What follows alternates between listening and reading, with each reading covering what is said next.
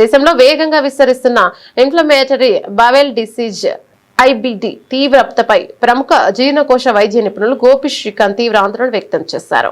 ఇక ఢిల్లీ ఎయిమ్స్ వంటి ప్రతిష్టాత్మక సంస్థలో ఆచార్యుడిగా సేవలందించి జీర్ణకోశ కాలేయ రుగ్మతలు అడ్వాన్స్డ్ ఎండోస్కోపీ చికిత్సలో అంతర్జాతీయ ఖ్యాతి గడించిన ప్రముఖ స్పెషలిస్ట్ గోపి శ్రీకాంత్ ప్రస్తుతం హైదరాబాద్ హైటెక్ సిటీలోని యశోద హాస్పిటల్స్ లో కన్సల్టెంట్ గ్యాస్ట్రో ఎంటరాలజిస్ట్ గా సేవలను అందిస్తున్నారు. రాజమండ్రిలో ఏర్పాటు చేసిన ప్రత్యేక పాత్రికేయ సమావేశంలో పదే పదే వచ్చే విరేచనాలు లేదా మలంలో రక్తం పడటాన్ని చాలా మంది సాధారణ ఫైల్స్ లేదా ఇన్ఫెక్షన్ లో భాగంగా భావించి ఉపేక్షిస్తున్నారని, దీనివల్ల పేగులలో శాశ్వత గాయాలు ఏర్పడే పరిస్థితి విషమిస్తోందని వివరించారు.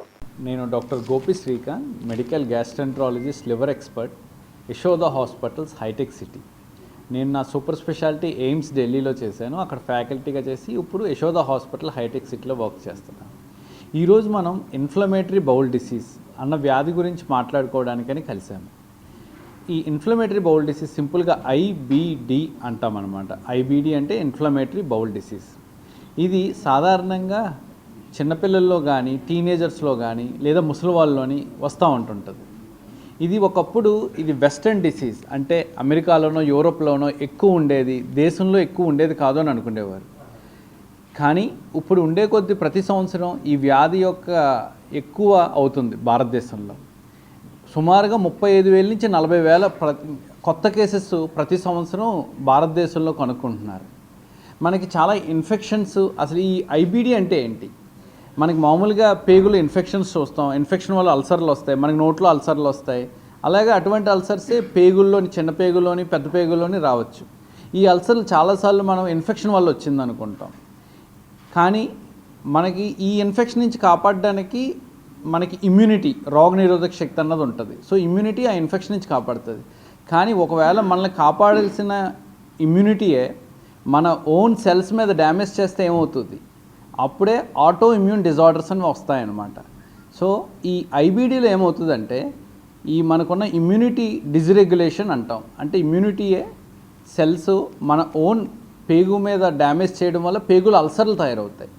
అల్సర్ తయారవడం వల్ల మనకి అల్సర్ల కారణంగా రక్తం తగ్గడం, కడుపులో నొప్పి రావడం, మోషన్లు అవ్వడం లేదా బరువు తగ్గడం, ఇటువంటి ప్రాబ్లమ్స్ అన్నీ వస్తూ ఉంటుంటాయి. దీన్నే ఐబిడి అంటాం.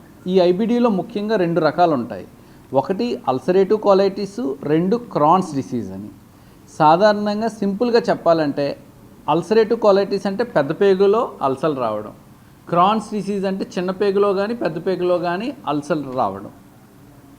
ఇది ఎలా గుర్తించవచ్చు ఒక వ్యక్తికి ఐబిడి ఉండొచ్చు అన్నది? ఒకవేళ ఎవరికైనా 2 వారాలు మించి విరోచనాలు అవుతున్నా, కడుపులో నొప్పి 2 వారాల మించి వస్తున్నా, తను బరువు తగ్గుతున్నా, బ్లడ్లో హీమోగ్లోబిన్ అంటే హీమోగ్లోబిన్ రక్తం తగ్గుతున్నా, లేదా మళ్ళీ విరోచన ద్వారం దగ్గర ఫిస్టులాలు, పెరియానల్ ఫిస్టులా అంటాం, యానల్ ఫిస్టులాలు అలాంటివి ఎక్కువ వస్తున్నా, మోషన్లో రక్తం పడడం, చాలామంది పైల్స్ ఏమో అనుకుంటాం. సో అలాగా టెస్ట్ చేసిన పైల్స్ లేవు కానీ రక్తం పడుతున్నా, ఇలాంటి లక్షణాలు ఉన్న వాళ్ళకి ఐబిడి, ఇన్ఫ్లమేటరీ బౌల్ డిసీజ్ అన్న జబ్బు ఉండొచ్చు. దీన్ని ఎలా కనుక్కుంటాం? మామూలుగా కొన్ని రక్త పరీక్షలు చేసి ముందు రక్తం తగ్గిందా లేదా అవన్నీ పరీక్ష చేసి ఎండోస్కోపీ, కొలనోస్కోపీ అని చేస్తాం. కొలనోస్కోపీ చేయడం వల్ల లోపల పేగులు ఎక్కడెక్కడ అల్సర్లు ఉన్నాయని చూసి ఆ అల్సర్ నుంచి బయాప్సీ అంటే చిన్న పీసు టెస్ట్కి తీసి పంపిస్తే మనకి మైక్రోస్కోప్లో తెలుస్తుంది.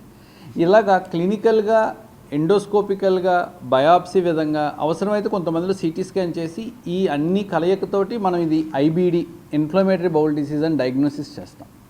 ఇదేంటంటే ఒక షుగర్ లాగే, బీపీ లాగే జీవితకాలం మొత్తం ఉండే జబ్బు. కానీ మంచి విషయం ఏంటంటే అంటే సైన్స్లో అడ్వాన్స్మెంట్ తోటి ట్రీట్మెంట్లో కూడా చాలా మంచి అడ్వాన్సెస్ వచ్చినాయి. ఒకప్పుడు పూర్వకాలంలో అంటే కొన్ని 30-40 సంవత్సరాల క్రితం సర్జరీ ఒకటే ఉండేది ట్రీట్మెంట్ దీనికి, లేదా సింపుల్ ట్యాబ్లెట్ ఉండేది, అంత బాగా పనిచేసేది కాదు. కానీ దీనికి కరెక్ట్ అయిన వైద్యం తీసుకుంటే ఇప్పుడు మొత్తం జబ్బునంతా ఒక షుగరు, బీపీని ఎలా కంట్రోల్ పెట్టగలమో అలా పూర్తిగా కంట్రోల్ చేసేయచ్చు. ఇప్పుడు దీన్ని మనకి కొత్తగా ఈ ఎజాథయోప్రిన్, స్టెరాయిడ్స్ అని ముందు వాడేవారు. ఇది కాకుండా బయోలాజికల్స్ అని, స్మాలర్ మాలిక్యూల్స్ అని కొత్తగా వచ్చినాయి. ఒకప్పుడు ఇదికి స్టెరాయిడ్స్ వాడడం వల్ల సైడ్ ఎఫెక్ట్స్ వచ్చి షుగర్ రావడం అని, ఫ్రాక్చర్స్ రావడం అని జరిగేది, లేదా ఇమ్యూనిటీ బాగా తగ్గడం.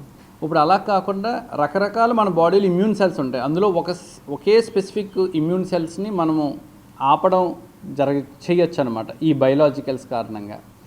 అంటే మనకి అర్థమయ్యే భాషలో చెప్పుకోవాలంటే ఇప్పుడు సపోజ్ మనకి ఈ జబ్బునికి ఈ తీవ్రవాదులతోటి చిన్న కొరిలేషన్లా మాట్లాడచ్చు. అంటే కొంతమంది భారతదేశంలో బయట ఎక్స్టర్నల్ ఫోర్సెస్తో కలిసి మన దేశానికి చెడు చేయడానికి ప్రయత్నం చేస్తారు టెర్రరిస్టులుగా. అలాగే కొన్ని ఇమ్యూన్ సెల్స్ మన బాడీలోనే తేడాగా మారి మన ఓన్ బాడీని డ్యామేజ్ చేయడం ట్రై చేస్తుంది. మనకి ఎలాగైతే ఆర్మీ, నేవీ, ఎయిర్ ఫోర్స్ అని రకరకాలు ఉంటాయో మనకి ఇమ్యూన్ సెల్స్ అలాగా వర్క్ చేస్తూ ఉంటాయి. మనం అన్ని ఇమ్యూన్ సెల్స్ని సైలెంట్ చేసి సప్రెస్ చేయకుండా ఏదో ఒకే సెల్ లైన్ని మనం సైలెంట్ చేయడం వల్ల ఈ జబ్బును కూడా కంట్రోల్ చేయొచ్చు అనమాట. ఈ బయలాజికల్ స్మాల్ మాలిక్యూల్ వచ్చిన తర్వాత సైడ్ ఎఫెక్ట్స్ తగ్గి రెస్పాన్స్ రేట్స్ పెరిగినాయి. సర్జరీ నెసెసిటీ కూడా బాగా తగ్గిపోయింది. సో ఐబీడీ ఎవరికైనా ఉందా లేదా అని ముందు గుర్తించాలి. ఒకసారి గుర్తించిన తర్వాత భయపడకుండా దానికి కరెక్ట్ అయిన ట్రీట్మెంట్ తీసుకుంటే పూర్తిగా కంట్రోల్లో చేయొచ్చు. మరి రాకుండా చేయడం ఎలాగా? ఒకప్పుడు ఎక్కడో వెస్ట్లో ఉన్నదాన్ని భారతదేశంలో ఎందుకు పెరుగుతుంది అనుకుంటున్నాం? మరి ఒకప్పుడు ఇండియాలో ఇంత లేదు కదా.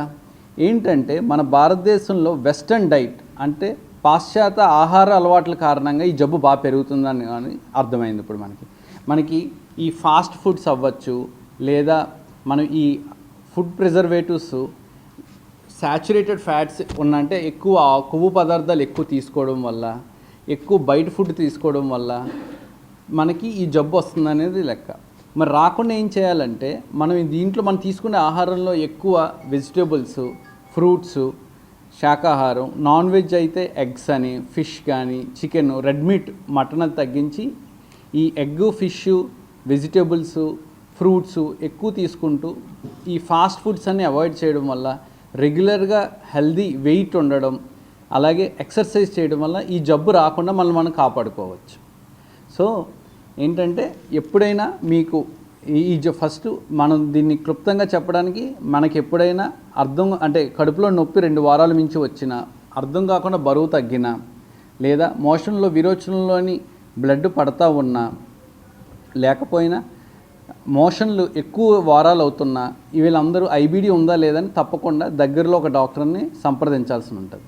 దీనికి కొన్ని టెస్టులు, ఎస్పెషల్లీ కొలనోస్కోపీ చేయడం వల్ల మనం రోగ నిర్ధారణ చేయొచ్చు. అలాగే దీనికి చాలా మంచి వైద్యం ఉంది, జబ్బుని పూర్తిగా కంట్రోల్లో పెట్టవచ్చు.